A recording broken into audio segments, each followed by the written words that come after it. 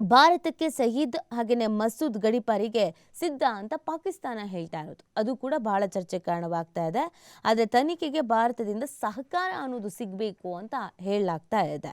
Lashkar A Toiba ಮುಖ್ಯಸ್ಥ Hafiz Syed, Jaish A Mohammed ಮುಖ್ಯಸ್ಥ ಮಸೂದ್ ಅಜರ್ನಂಥ ಉಗ್ರರನ್ನ ವಿಶ್ವ ವೃದ್ಧಿಯ ಕ್ರಮವಾಗಿ ಭಾರತಕ್ಕೆ ಗಡೀಪಾರು ಮಾಡೋಕೆ ಪಾಕಿಸ್ತಾನಕ್ಕೆ ಯಾವುದೇ ಅಡ್ಡಿ ಇಲ್ಲ. ಆದರೆ ಈ ಪೈಕಿಯಲ್ಲಿ ಭಾರತ ಕೂಡ ಸಹಕಾರ ನೀಡೋಕೆ ಸಿದ್ಧವಾಗಿರಬೇಕು ಅಂತ ಪಾಕಿಸ್ತಾನದ ಮಾಜಿ ವಿದೇಶಾಂಗ ಸಚಿವ ಬಿಲಾವಲ್ ಭುಟ್ಟೋ ಅಚ್ಚರಿಯ ಹೇಳಿಕೆ ನೀಡಿದ್ದಾರೆ.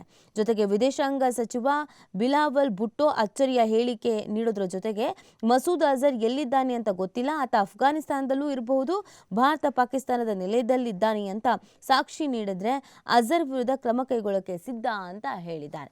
ಇದು ಕೂಡ ಸಾಕಷ್ಟು ಚರ್ಚೆಗೆ ಕಾರಣವಾಗ್ತಾ ಇದೆ. ಯಾಕಂದ್ರೆ ಎಲ್ಲಿದ್ದಾನೋ ಗೊತ್ತಿಲ್ಲ, ಎಲ್ಲಿದ್ದಾರೆ ಅಂತ ಗೊತ್ತಾದ್ರೆ ನಾವು ಸಹಕಾರ ನೀಡ್ತೀವಿ ಅನ್ನುವಂಥ ವಿಚಾರವನ್ನ ಹೇಳಿರುವಂಥದ್ದು.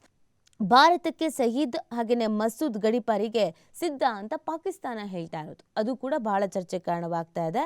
ಆದರೆ ತನಿಖೆಗೆ ಭಾರತದಿಂದ ಸಹಕಾರ ಅನ್ನೋದು ಸಿಗಬೇಕು ಅಂತ ಹೇಳಲಾಗ್ತಾ ಇದೆ.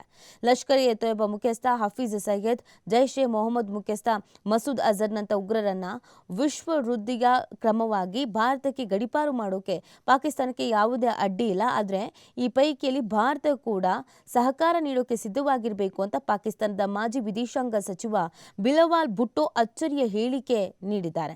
ಜೊತೆಗೆ ವಿದೇಶಾಂಗ ಸಚಿವ ಬಿಲಾವಲ್ ಭುಟ್ಟೋ ಅಚ್ಚರಿಯ ಹೇಳಿಕೆ ನೀಡೋದ್ರ ಜೊತೆಗೆ ಮಸೂದ್ ಅಜರ್ ಎಲ್ಲಿದ್ದಾನೆ ಅಂತ ಗೊತ್ತಿಲ್ಲ, ಆತ ಅಫ್ಘಾನಿಸ್ತಾನದಲ್ಲೂ ಇರಬಹುದು, ಭಾರತ ಪಾಕಿಸ್ತಾನದ ನೆಲೆಯದಲ್ಲಿದ್ದಾನೆ ಅಂತ ಸಾಕ್ಷಿ ನೀಡಿದ್ರೆ ಅಜರ್ ವಿರುದ್ಧ ಕ್ರಮ ಕೈಗೊಳ್ಳೋಕೆ ಸಿದ್ಧ ಅಂತ ಹೇಳಿದ್ದಾರೆ. ಇದು ಕೂಡ ಸಾಕಷ್ಟು ಚರ್ಚೆಗೆ ಕಾರಣವಾಗ್ತಾ ಇದೆ. ಯಾಕಂದ್ರೆ ಎಲ್ಲಿದ್ದಾನೋ ಗೊತ್ತಿಲ್ಲ, ಎಲ್ಲಿದ್ದಾರೆ ಅಂತ ಗೊತ್ತಾದ್ರೆ ನಾವು ಸಹಕಾರ ನೀಡ್ತೀವಿ ಅನ್ನುವಂಥ ವಿಚಾರವನ್ನ ಹೇಳಿರುವಂಥದ್ದು.